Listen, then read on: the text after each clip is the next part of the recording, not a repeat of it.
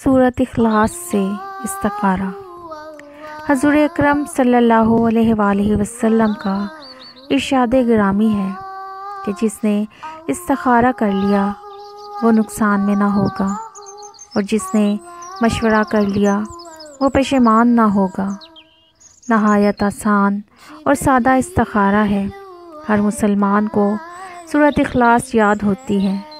رات کو سوتے وقت باوضو صرف 45 بار پڑھ کر کسی سے بات کیے بغیر سو جائیں، انشاءاللہ رہنمائی مل جائے گی۔